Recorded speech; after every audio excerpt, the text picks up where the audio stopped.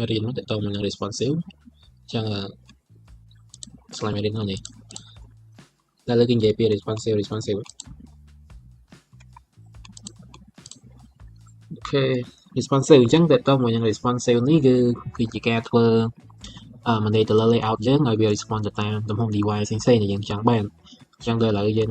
មើល website នៅលើ computer អញ្ចឹងទៅយើងឃើញ layout ផ្សេងអញ្ចឹងដល់ពេលយើងមើលនៅលើទូរស័ព្ទឬក៏ tablet iPad អីយើងឲ្យវាឃើញ display មក layout ទម្រង់ផ្សេងអញ្ចឹងទៅចឹងគេថា responsive ឡើយយើងសម័យថាបើសិនជាយើងធ្វើទៅសម្រាប់ computer ទេពេល user គាត់បើកមើលនៅលើទូរស័ព្ទសួរថាវា display មកខុសត្រង់ទ្រាយខុសត្រង់ទ្រាយមើលអត់ការសួរថាអ្នក user គាត់ប្រើទូរស័ព្ទអាចមើល website យើងមើលបានអត់មើលឃើញតែវាអត់ស្អាតវាអត់អីចឹងណាអញ្ចឹងឯងបានគេ invent នៅលើ responsive ហ្នឹងដើម្បីឲ្យ user យើងនៅលើទំហំ device ផ្សេងទូរស័ព្ទឬក៏ tablet iPad ហ្នឹងគាត់មើលបានដូចគ្នាគ្រាន់តែផ្លាស់ប្ដូរ layout មួយចំនួនដែលយើងអាចផ្លាស់ប្ដូរបានចឹងទៅប៉ុន្តែយើង keep នៅតែឲ្យវាស្អាតដដែលទេតែអញ្ចឹងindex ចឹងមកខ្ញុំចូល run យើងឃើញឥឡូវយើងឃើញកាតយើងមាន4ដល់នេះអូ sorry ណាគឺ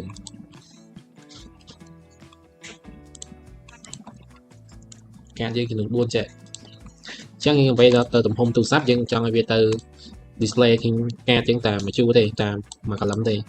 បើថាឲ្យឃើញ4អញ្ចឹងទេឃើញលើក្រោមគ្នា4យើង scroll ទៅយើងអាចមើលបានទៅឥឡូវខ្ញុំដូរទំហំមកទំហំទូរស័ព្ទឃើញវាជាគ្នាអត់អញ្ចឹងសួរថាអ្នកដែលគាត់មើលនៅលើទូរស័ព្ទគាត់បាក់មើលអត់អូខេនៅលើទំហំ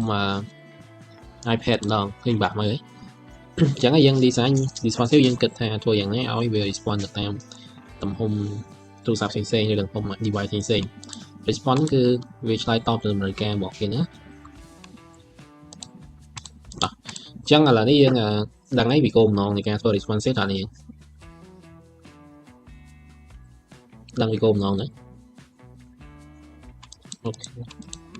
យើងដឹងពីគោលបំណងយើងទៅមើលថាយើងធ្វើបែបណាទៅអាចធ្វើជាងបានតោះអញ្ចឹងនៅក្នុង responsive នេះគឺយើងធ្វើយើងនិយាយមើលអញ្ចឹងណាយើងធ្វើ response ទៅតាមទំហំ device មួយៗទៅអូខេអញ្ចឹងសម្រាប់ខ្លឹមសារនេះយើងអាចអានបានណាដោយ solution អីខ្ញុំនិយាយដែរទេអញ្ចឹងយើងអាចអានទៅតោះនេះជាឧទាហរណ៍ទេណាឃើញរូបភាពបែបនេះអត់ឃើញពេលនៅលើ desktop ឬក៏ laptop ឃើញនេះអាទម្រង់នេះឃើញវាប្រឈរបែបនេះដល់ពេលទៅទំហំ tablet គេ design វាទៅជាទំហំបែបនេះចឹងទៅតែវានៅ keep តែរបស់ហ្នឹងមកអត់ដែរទេគាត់ថាគេធ្វើឲ្យវាទៅជាទម្រង់មួយដែលស្អាតដែរតែស្ថិតនៅ display នៅលើ device ផ្សេងទំហំ device ផ្សេងចឹងណាអញ្ចឹងតើតើមួយយើងមុននឹងយើងចូល responsive យើងមកស្គាល់ពី viewport បន្តិចតែអីគេជា viewport យើងទៅសេ HTML អត់យើងចេះអារម្មណ៍នៅខាងលើនេះអ្នកមានពាក្យ viewport នេះដែលដឹងពីហ្នឹងអត់តើមួយ viewport ហ្នឹងគឺជា port ដែលយើងអាចមើលបានតើ port ដែលយើងអាចមើលទៅលើ device ផ្សេងៗបានបើសិនជាយើងបិទ viewport ហ្នឹងទៅគឺយើងអាច apply ជាមួយ responsive បានទេអ្នកយើងបិទនេះអញ្ចឹងវានឹងអត់ respond ទៅតាមទំហំ device ទេបើសិនយើងបិទអត់ចោលណាអញ្ចឹងយើងត្រូវការបើក viewport ហ្នឹងនៅក្នុង HTML យើងដែលយើងសរសេរនៅក្នុងផ្នែក head នៃ HTML យើងចឹងទៅអញ្ចឹងយើងសរសេរបែបហ្នឹងមកគឺយើងអាច apply ជាមួយ responsive បានហើយអញ្ចឹងឥឡូវខ្ញុំបើកវិញមកអញ្ចឹងឥឡូវយើងដឹងពី viewport នៅកន្លែងណាតើហើយ viewport ហ្នឹងវាធ្វើឲ្យយើង view ទៅលើcontent ផ្សេងៗនៅលើ website យើងទៅតាមទំហំ device យើងអាចមើលបានអញ្ចឹងវានឹងជួយ handle ទាំងឡាយហ្នឹងឲ្យអូខេអញ្ចឹងខ្លឹមសារនេះយើងអានមិនអញ្ចឹងណាគឺអត់អីបាក់យល់ទេមួយទៀតការកំណត់ទៅលើ viewport ហ្នឹងអ្នកខ្លះនេះហើយខ្ញុំឧទាហរណ៍នេះប្រាប់នេះយើងវិញយើងវាមានអីគេមានwidth device width ហើយនឹងមួយទៀតគឺ initial scale width device width នេះគឺជាកន្លែងដែលយើងកំណត់ទៅលើទំហំ width នៃ device មួយប្រវែងនៃ device មួយណាវាស្របតាម content យើងទៅមួយទៀតគឺយើងប្រើ initial ហ្នឹងគឺ scale បន្ថែមបើសិនជាយើងព្រីព្រមឲ្យវាទៅលើ browser ហ្នឹងវាព្រីព្រម content បែបណាទៅវាអាច scale បានណាយើងចាំអារម្មណ៍ថាពេលយើងមើល website ហ្នឹងយើងអាច zoom បានទេ zoom យើងបានអត់ហ្នឹងគេថា scalable ណាចឹងយើងប្រើកន្លែងហ្នឹងគឺយើងបែបហ្នឹងយើងប្រើ viewport ហ្នឹងណាចឹងគ្រាន់តែដឹងថាពេលយើងធ្វើ responsive យើងត្រូវការមានហ្នឹងយើងសរសេរច្រើនមកហើយយើងអត់ដឹងចាំអារម្មណ៍ថាគេប្រើធ្វើអីទៅតែខ្ញុំចាំខ្ញុំគាត់និយាយប្រាប់យើងតាំងពីចូលដំបូងណាតើតជាមួយនឹង introduction ទៅកាន់ web development ណាលោកគ្នាយើងអត់ចាំ vậy vìចំណុច SEO ផ្សេងៗគឺខ្ញុំធ្លាប់ប្រាប់ទៅយើងហ្នឹងណា ok តោះអញ្ចឹងយើងមើលមករូបនេះវិញបើសិនជាយើងអត់ប្រើ view meta tag យើងដាក់ view hot វិញណាបើសិនជាយើងអត់ប្រើយើងអត់មានប្រើ view hot ទេវានឹងចេញបែបហ្នឹងប៉ុន្តែបើសិនជាយើងប្រើអញ្ចឹងវានឹង respond ទៅតាម device យើងបែបហ្នឹងយើងមើលទៅនឹងការយើងធ្វើ responsive ណាអូខេយើងថ្ងៃនេះជា slide ទៀតណាខ្ញុំអស់កំពុងកលលេងហើយនិយាយច្រើនហ្នឹងអញ្ចឹងដល់មកនេះខ្ញុំនិយាយលេងខាងរួចតាមមួយទៀតគឺវា manage ទៅលើ grid view ណាអញ្ចឹងយើងធ្វើ responsive យើង manage column នៃ grid មួយពេលយើងមាន for responsive យើងប្រើ grid ហ្នឹងយើងអាចប្រើវាបានដូចគ្នាប៉ុន្តែ grid ទាំងអស់ហ្នឹងយើងពឹងផ្អែកទៅលើ column នៃ grid មួយអញ្ចឹងយើង grid column យើងឡើងយើងមានឃើញ12ដែរអញ្ចឹងយើងចង់ចែក layout យើងទៅតាម grid ប្រហែល column យកប្រហែលផ្នែកអញ្ចឹងទៅយើងអាចពឹងផ្អែកទៅលើ grid នឹងបានតែយើងប្រើណាយើងរៀន grid យើងមាន cell មួយដាក់នេះចាំអត់យើងកំណត់ column មួយដល់ unit មួយដល់មួយ fraction ហ្នឹងចាំអត់អូខេអញ្ចឹងពេលយើងធ្វើ responsive យើងគិតលើ fraction unit ទាំងអស់ហ្នឹងអញ្ចឹងយើងមិនដេកដល់ហ្នឹងស្រួលទេអញ្ចឹងពេលនេះយើងប្រើមួយ responsive grid នេះគេប្រើបែបនេះគេតាំងឲ្យខ្លះយើងកំណត់បែបហ្នឹងមកខ្លះមួយ column គេយកប្រមាណភាគរយណាដោយសារតែមែនតើលេខនេះជាលេខមួយដែលចាក់ណាស់ទេអញ្ចឹងបើសិនជាយើងយក grid មួយ column វាស្មើនឹង 8.33% នៃនេះរបស់យើងនៃ screen របស់យើងណាវាមាន12 column ដែលយើងអាចប្រើបានអញ្ចឹងនឹងយើងប្រើមួយ grid view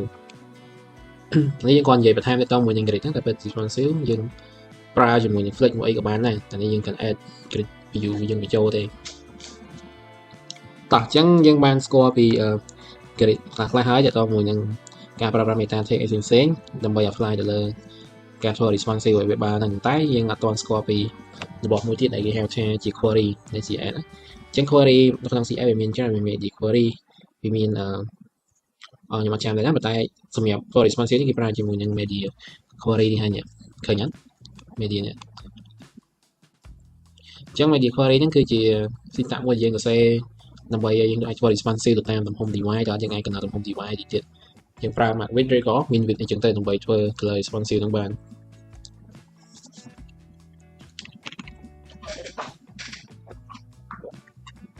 តោះនេះយើងមិនដឹងអត់មានសរសេរអីទេគ្រាន់តែទៅស្ដីឲ្យយល់ខ្លះសិនទេកន្លែងនេះយើងនឹងមើលឧទាហរណ៍មួយតូចទេយើងឧទាហរណ៍ថាបើសិនជាទំហំ device យើងតូចជាង600អានេះថាវានឹងចេញពណ៌ឡើងពីនោះយើងប្រើប្រវែងមួយគេហៅថា max width នេះគឺមានថាធំផុតគឺត្រឹម600 px បានន័យថាធំផុតគឺត្រឹមហ្នឹងបានថាវាតម្លៃវាតូចជាងហ្នឹងវាបានវាចេញពណ៌នេះតើអញ្ចឹងទីនេះយើងនឹងឃើញមាន width ហើយនិង max width អញ្ចឹងសួរថាហេតុអីបានគេមានពីរហ្នឹងដោយសារតែពេលខ្លះយើង design ពីតូចទៅធំពេលខ្លះយើង design មកធំទៅតូចប៉ុន្តែជាបែប practice មកគឺគេឲ្យយើង design ពីទំហំ device តូចទៅមុនតែយើងគិតចេញពីmin width ទៅណា min width ពីតូចទៅតែយើងចន្លោះពីម៉ែនដល់ម៉ែនយើងយកចេញ layout បែបម៉េចចឹងទៅនឹងគេចេញគេឲ្យយើង design ពីទំហំតូចមកអូខេ break point តោះឥឡូវយើងចូលមកដល់នេះគ្នាយើងត្រូវស្គាល់ពី break point ដូចគ្នាតែស្អីគេជា break point ហ្នឹងមួយយើងបានស្គាល់ពី grid column ដែលយើងមាន12 column ហើយហ្នឹងតោះគឺយើងឃើញថានេះចំណុចmark width នឹងមួយនឹងជា break point មួយដែលគេកំណត់ថាជាចំណុចដែល break ពីចំណុចទៅមួយចំណុចនៃទំហំ device ហ្នឹងគេហៅថាជា break point អញ្ចឹងបើសិនគ្នារៀនដល់ឆាវិញទៅ break point យ៉ាងអត់ហ្នឹងគេកំណត់ឲ្យយើងហើយគេតាំងវាជា prefix តាំងទៅអក្សរវិញ HR ឬក៏ LG អញ្ចឹងទៅអ្នកដែលធ្លាប់រៀន bootstrap ហើយជា similar ខ្លះទាក់ទងជាមួយនឹង prefix ទាំងអស់ហ្នឹង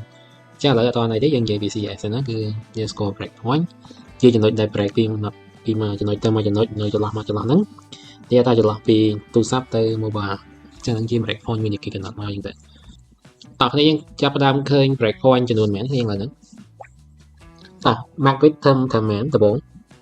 មែនតើទៅគេអត់គិតទេ max width ដំបូងហ្នឹងគេគិតចេញពី min width ទៅមកទៅដោយសារតែយើងសរសេរដេញពីតូចទៅយើងយកពីនេះពី min width នេះមកអញ្ចឹងបានន័យថាមុន min width ហ្នឹងវាមានទំហំពីចន្លោះពី0មកដល់600ហ្នឹងជាទំហំអីគេទំហំ small device អាចជាទូរស័ព្ទយើងហើយហ្នឹងណាហើយបន្ទាប់ពីចន្លោះពី600មកដល់768នេះគឺជាចន្លោះ screen tablet ឬក៏ iPad របស់យើង ហើយមួយទៀតហ្នឹងគឺចន្លោះពី768មកដល់992នេះគេនឹងកំណត់យកទៅលើ laptop ឬ desktop ហ្នឹងអញ្ចឹងនៅចន្លោះពី922ដល់1200នេះវានឹងចូលទៅកាន់ screen ដែលធំមែនតើដូចជាទូរទស្សន៍អីចឹងទៅណាចឹងគេកំណត់បែបហ្នឹងអញ្ចឹងអា Mac width នេះយើងអត់ប្រើក៏បានដែរយើងគាត់ដឹងថាយើងប្រើ min width យើងចេញពី0មកដល់600នេះសម្រាប់ small device ទៅហើយហ្នឹងណាអញ្ចឹងយើងអាចកំណត់វាច្រើនគេធ្វើ3 device ទេប៉ុន្តែមែនតើ break point វាអាចមាន5ដែលយើងអាចកំណត់បានតែពេលយើង design អីមែនតើយើងអាចធ្វើតែ3 device ធំទេសម្រាប់ទូរស័ព្ទ tablet ហើយនិង laptop ទេក្រៅពីហ្នឹងយើងកំណត់ width យើងនៅខ្លួនឯងគិតទៅលាមកថាយកចន្លោះប៉ុណ្ណឹងយើងឲ្យវាចេញលើ screen នឹងបែបមិនតែអញ្ចឹងទេដោយសារតែយើងធ្វើ5 screen យកហ្មងគឺវាពិបាកធ្វើដែរដល់ពេលយើង design លើ layout ស្មុគស្មាញច្រើនចាយើងក៏ចាំធ្វើតែ3 device ទេតែបើគ្នាក៏ធ្វើការឬក៏ថ្ងៃក្រោយទៅធ្វើ assignment នៅសាលាអីគេ require យើងធ្វើ5 page យកហ្មង5 device យកហ្មងហ្នឹងយើងត្រូវតែធ្វើហើយដោយសារពេលយើងធ្វើការយើងយើងអាចថាយើងទទួលសាររីពីគេអញ្ចឹង requirement របស់គេយើងទៅធ្វើហើយមួយទៀតបើសិនយើងធ្វើ freelance អញ្ចឹងទៅយើង client គេចង់បានតាមតម្រូវការរបស់គេយើងត្រូវធ្វើឲ្យគេអាហ្នឹងយើងចរចាvớiគេតាមហ្នឹងជាស្ដេចយើងធ្វើការងារនៅសាលាគ្រូក៏ require 5 page ចឹងយើងត្រូវតែធ្វើ5 page ចឹង5 device យើងតាម requirement របស់គេដែរប៉ុន្តែជាធម្មតាមកគេធ្វើតែ3ទេ3 device ហ្នឹងណាតោះទៀតណាពេល coding ខ្ញុំបន្តសាមិញទៅមួយនឹង grid ណាចឹងនេះ grid array ហ្នឹងមិញសាមិញកន្លែងនេះតែខ្ញុំអត់ទៅសេអញ្ចឹងទេខ្ញុំមកធ្វើការនៅលើ index page យ៉ាងនេះចឹង index page ហ្នឹងគឺ display បែបនេះណាតើឥឡូវខ្ញុំគ្រាន់ចង់ធ្វើ responsive គ្នាមើលនៅពេលដែលទៅទំហំ device ទូរស័ព្ទខ្ញុំចង់ឲ្យចេញតែមួយការទេតោះអញ្ចឹងយើងប្រើគេនេះយ៉ាងដើម្បី manage យ៉ាងហ្នឹងឥឡូវជាអីគេជា container នៃការទាំងមើលនេះគេជា container ការនេះ grid box ឬក៏ការ container តោះអញ្ចឹងយើងចង់ manage លើ responsive ហ្នឹងតើយើងដឹងថាយើងចង់ manage លើអីយើងចង់ respond ទៅលើអីតើឥឡូវយើងមើលទៅគឺឃើញថា grid box នេះជា container នៃការទាំងអស់អញ្ចឹងយើងចាប់ផ្ដើមគិតទៅលើ responsive ចេញពីអីហ្នឹងទៅអញ្ចឹងមកមើល code ដែលយើងបានសរសេរពីមុនមក grid box យើងអ្នកឡើងនេះឃើញអត់តោះអញ្ចឹងរបៀបនៃការសរសេរ responsive យើងប្រើជាមួយនឹង media ដល់ media យកទៅ screen ក៏បានដែរឬក៏សរសេរបែបនេះមក add media screen បើសិនជាយើងអត់ចង់ប្រើឆ្នូប and ទេយើងសរសេរភ្ជាប់កន្លែងនេះយកមកទៅយើងប្រើ Mac width command តោះ Mac width ខ្ញុំយកត្រឹមដំបូងគឺ min width ណាគឺខ្ញុំយក min width DT8 ហ្នឹងគឺយកត្រឹម command នេះហើយ600 px អញ្ចឹងទៅពេល screen ប៉ុណ្ណឹងខ្ញុំឲ្យខ្ញុំទៅឆ្លប់ and sorry តោះអញ្ចឹងទៅពេលខ្ញុំ screen ប៉ុណ្ណឹងខ្ញុំនឹងឲ្យវា display grid box នេះ grid box ឲ្យវាចេញមែននេះ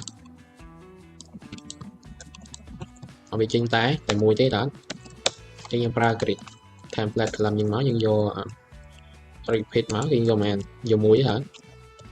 មួយ precision តោះមកមើល style មកមើលការយើងវិញមានបញ្ហាអត់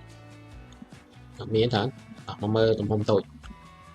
មកមើលទំហំនេះមក12 Pro ឬក៏ Pro តោះឃើញថាវាអត់ទាន់ដើរទេតើនេះនឹងថាតែមកដែរហើយដាក់មួយ precision ទៅបានតោះដឹងទេថាអត់ទាន់ដែរ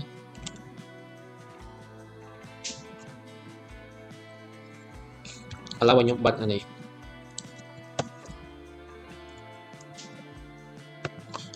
លុបចោលបន្តិច grid box អូខេទៅតោះឃើញវាដើរ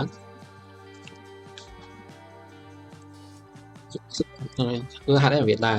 ដោយសារយើង design នេះយើង design ចេញពីទំហំ device តូចទៅអញ្ចឹងអានេះយើងបើយើងអត់បិទអានេះវាស្ថិតនៅចន្លោះមែនទេយើងគិតមើលស្ថិតនៅចន្លោះពីអានេះយកមាន specific width ទេអញ្ចឹងវានឹងចាប់យកអានេះសិនដោយសារតែវាអត់តមានចន្លោះ range ដែលយើងអាច display អានេះបាននេះ chẳng về dựng bạn thằng tới nên khơi ha bị trên chạy chẳng mà sao này dựng bạn thằng sẵn màu dựng khơi bị trên mùi nhỏ chẳng screen á có bị trên mùi này thì sao tại dựng khơi theo việc to mình chỉ lọt này mũi đấy handle và to từ lớn tụm hông đi tề việc mình biết mà ha tôi một phútคือถึง bản năng đó chẳng việc bị screen thông một phút mau đó screen thông một phút mau mà đo thường mùi rồi nhắc vào trên mùi này lấy nhom sân nhom pro về tốt trên năng tiệt vì này là mùi như thế nhẹ mà tầm hồng việt đó kia nè thấy nhỉ nhá chẳngคือแบบนั้นchẳng là lý do sao thời gian miền rang tầm tầm mùi như trở lại vì mình việc dânคือtôi cũng có thể tôi cũng có năng thang vì spec thông mà đo thường phần đấy vô thường vì là screen thông mà đo thường phần đấy dân vô mùi làm ta dân đánh mà to thì nó và sân thì dân media query dân trăm ngàn trăm học bớ học bậy đó bớ học bậy vì ý vô thường pi thì vô thường vô pi trên pi cam nào cả ta từ xa tại dân phơ bị tôi tới thông minh khi r là gì ta lại nhưng mà mơ đọc buổi pro khi việc trình mà ca tới đây về nhưng vô màu iPad Air vì nữ mùi này iPad Pro này đây chẳng thì xa tại dân miền space thì này nhưng toàn hành đỏ đó là dân cái ta thông bot tôi phốt cái thần bản năng chẳng với miền rèn là dân hành đỏ và đỏ thiệt chẳng dân to thiệt nó cứ miền Vitamin mà mơ thì nó cứ muốn cao phí đó mà phải bên ấy biểu bay mà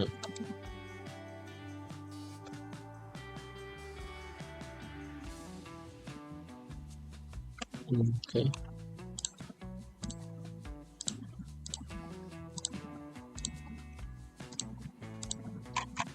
cái thật nơi cho lo một quan buồn rồi đọc phi buồn rồi đọc phí này cho lo tàu chân này thì có đạo nữa tập để cho cái một quan pi rồi tập quan pi rồi giờ buồn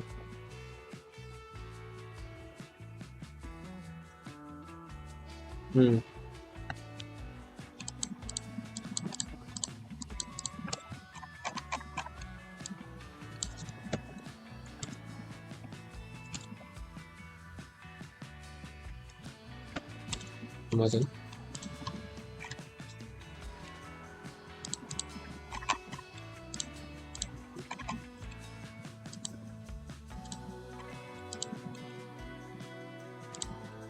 trên buồn ok buồn được thế nhưng mà trong ban chẳng cái thật ok mình mở lần lời đến khi mà ra việc ta mình đang muốn thấy cái gì bao nhiêu bạn thì đang ấm hay không tờ fly display cái tôi mười tại đi bạn đặt display cái ta tại hiện tại cái này screen chúng ta thấy nhưng mà mời iPad em rồi nhưng lại cái được nhiều nhóm nói chuyện mơ có thể ra mình biết sinh nhật đi làm bị tôi tới nhưng cho làm mùi nhận theo mình viết đây cái ra ở snop pen đây khi người ta xe pen một tăng thì xe chứ trong phần men chẳng tay chém thì cái xe chân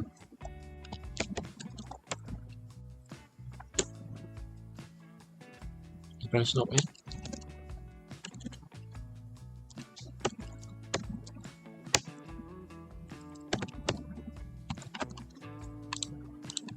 ต่อจะมายังจะเช็คมือนะbreakpoint นึงviệc này cái là xe mình biết để kịp cho học em làm vậy đạn lên chỉ là năng dùng mà sân diễn ở trong mặc vịt tề khi ai từ xe bị chán mau bán tại nó pe dân từ xe bị chán dân có bài dịch khảo thì sao tại dân cần nó bị chán máu người dân chân thua bị tôi thông được gặp thông được tôi tề ở cùng nói với dân chân thua bị tôi được thông và tại dân pra mình biết đôi chị trời tề chẳng và sân gì dân chẳng thôi trái dân pra snop and làm vậy mà chấm nuôi responsive breakpoint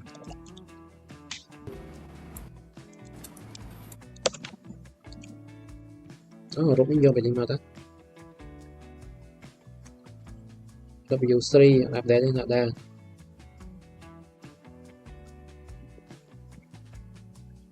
slide em dây use này mày là đá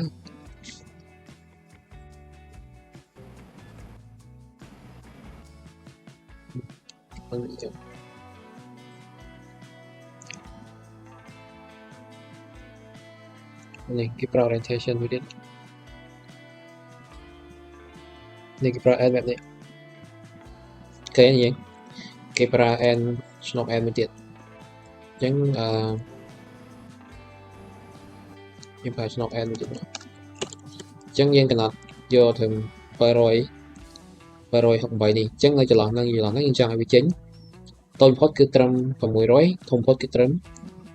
rồi học bài những gì ai bị chính 1 card តែដល់ពេលចន្លោះតូចផុតទាំងប៉ុណ្ណឹងហើយធំផុតគឺត្រឹម 9 កាលពីនេះគឺយើងឲ្យវាចេញពីកាតបន្តដេញបន្តមកគឺយើងឲ្យវាចេញប៉ុណ្ណឹងចុងក្រោយគឺយើងយកប៉ុណ្នេះចឹងហ្នឹងបើសិនជាយើងប្រើ mark width ចំហ្មងយើងអត់ចាំបាច់ប្រើ snap បែបហ្នឹងទេតែរីសាអត់អន្តរដែរខុស syntax error ទៀត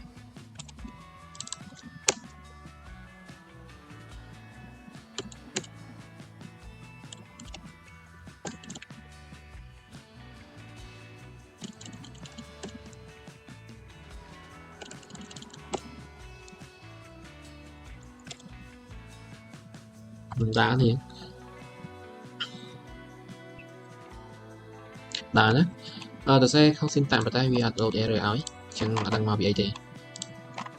chẳng nhưng mà xin tạm dừng làm quên những khi nhà dân về để dân tôi sẽ ở snap and bạn đi hái cái dân ở trong bài ra and bị một như tê nhưng and bạn đi hay chứ không xin tạm chẳng bọn một cư dân respawn ban phục device là dân device tốt dân ở bị trên mặt card như này với bài nữa đặc biệt từ iPad mới khơi những iPad Air này vì tập PK đó dân cần này nhỉ PK chẳng mà sân dịch thùng thì năng tích dân ở bị chính 7K chẳng hạn iPad Pro thì dịch thùng thống về chính 7K thì chẳng hạn tại mà sân chỉ cho là tùng hùng thì món thì ở trên buồn vậy tại những khi cha bị mình ghé với cả thì hai cái dân là sẽ click tạ 8 nè về gì một mũi này và tái là biểu này ca là sẽ click cái gì sẽ chẳng tiền nhưng lúc anh cho tụi nó nhóm lục là đi được cái nhưng mà bao tạc lại như mũi vấn đề và tái nhóm kịch lại nếu nhóm ra xây ấy cho thế nhưng bật thành một trao nhóm cho ngay offline từ kẹp thì chắc nhưng mà mơ lại screen xanh khi mình kẹp đa group hay một chút chân ra offline property kịch những khi tầm đòn tê nhưng anh ta xây là mà đòn tê thì sao chứ ở trong xây tờ tê nhưng xây tầm đòn nhưng và cả thì quay dân theo thì mà pra máu hay dân style vì mà đòn hay chắc là media sẽ dân khoảng là override lưu biệt trong vì miền xẹp hay đánh dân ở trong mà cho xây mà đòn tiệt năng lượng dân xây clay của này bàn được cái gì nhưng mới toan lại này trong bên từ lái là mình đánh dân từ xe nó dân phân bài từ lên như ví dụ họ nó để team ở đây beta view họ và sau này lấy những bật mình tới ta thì lấy kênh tha chuyện ta là device được on đi ra tại device được on cái chỉ là bỏ browser trong người ta nhưng mà ta đang tiền pre-pro vậy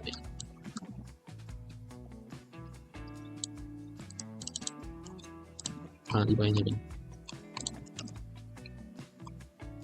đó ok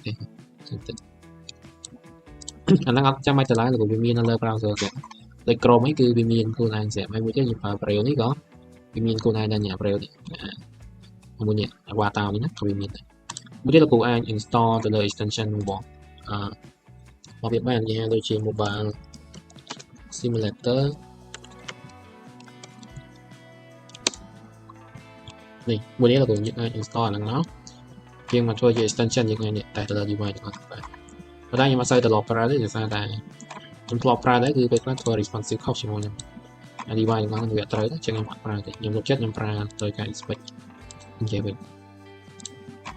nó nhưng ở tờ lại lời browser trong việc dừng mờ thằng tiếng hay browser simulator thì các bạn nhé ta dùng bật ra để dùng này add to browser add extension phải chạm tới trong lần lượt ok ta tiếp tục copy được ok visiting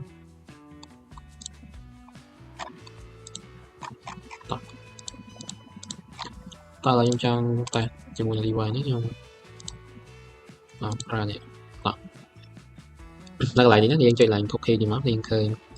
ยังไง pin ตกกับบ้านเนี่ยยัง pin เจอนี่มาให้ยัง pin อะไรเนี่ยเป็นเด็กนี่ยังจองปลาวินี่ยังจุดเลยอ่ะพวกที่máuยังเคยเนี่ย simulator นึงเนี่ย simulator เนี่ยเคยnhéนี่còn là pin ตกmáu pin อะไรนี่máu chẳng phải là ยังไงแต่เลยตรงมุมดีไว้บ้างวิธีนี้ดู screen มา screen screen iPad Air หรือ iPad mini เนี่ยchẳng hạn Pro thì mình đã cất lùi cũng làการติดตราอะไรบางเลยยังไงแต่เลยตรงมุมดีไว้ยังใส่บ้างแต่ไปคลาดตราได้แต่ยังมักส่วนเดียวกัน iPad iPhone 12 mini iPhone 7 mini iPhone ตรงมุมดีไว้ยังใส่เนาะXiaomi là mối chẳng hạn ta nói những anh pro còn sao chỉ simulator những anh mơ được những mơ là đi qua hai tên